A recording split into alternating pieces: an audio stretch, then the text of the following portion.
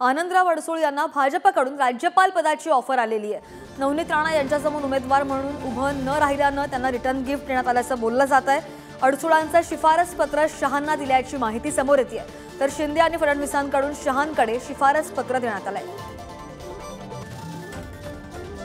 महत्त्वाची अपडेट, आनंदराव अडसूळ यांना भाजपकडून राज्यपाल पदाची ऑफर आलेली आहे आणि आनंदराव अडसूळ हे लोकसभा उमेदवारीसाठी इच्छुक होते, मात्र नवनीत राणा यांच्यासमोर उमेदवार म्हणून उभं न राहिल्याचं रिटर्न गिफ्ट त्यांना देण्यात आलेलं आहे का असा सवाल आता कुठेतरी उपस्थित होतोय।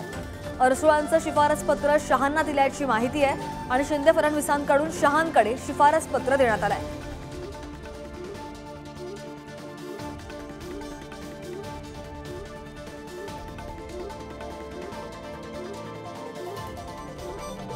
तर नवनीत राणा यांच्या समोर उमेदवार म्हणून उभं न राहिल्याचं रिटर्न गिफ्ट आहे का असा सवाल आता सगळीकडे उपस्थित होतोय।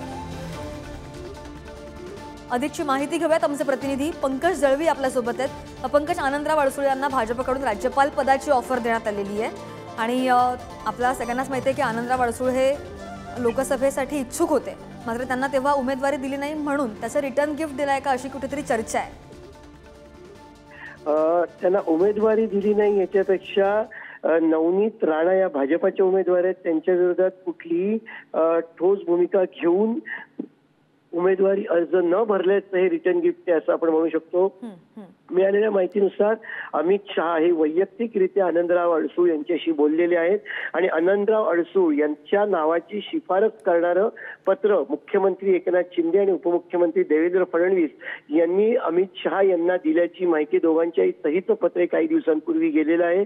त्यामुळे आनंदराव अडसूळ यांना राज्यपाल पद दिलं जाण्याची शक्यता आहे। जेव्हा आनंदराव अडसूळांशी आम्ही बोललो तेव्हा त्यांनी अधिकृतरित्या याबाबत काही बोलण्यास नकार दिला, पण मात्र हे त्यांनी स्पष्ट केलं की जर का पक्षानं आणि दोन्ही पक्षानं म्हणजे भाजपा आणि एकनाथ शिंदे यांच्या शिवसेनेनं आणि त्याच्या नेतृत्वानं माझ्यावरती ही जबाबदारी टाकली तर ती मी आनंदाने स्वीकारीन असं त्यांनी म्हटलेलं आहे।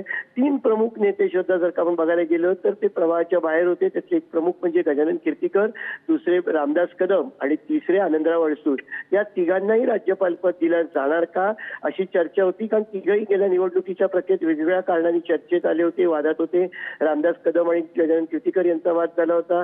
गजानन कीर्तीकरांवरती आता कारवाईची मागणी केली। आनंदराव अडसूळांनी आपण कालच बघितलं पुढारी न्यूज होती की गजानन कीर्तीकरांच्या बाजूने ठामपणे उभे राहून कोण शिशिर शिंदे असा सवाल केला। त्यामुळे या 3 प्रमुख नेत्यांचं राजकीय दृष्ट्या कसं पुनर्वसन करायचं, त्यांना काय जबाबदारी द्यायची याबाबत जी आहे ती चर्चा सुरू आहे। त्याच्यापैकी आनंदराव अडसूळ यांना राज्यपाल पदाचा मार्ग जवळजवळ जो आहे तो मोकळा आहे असं आपण म्हणू शकतो। त्या सगळ्या माहितीसाठी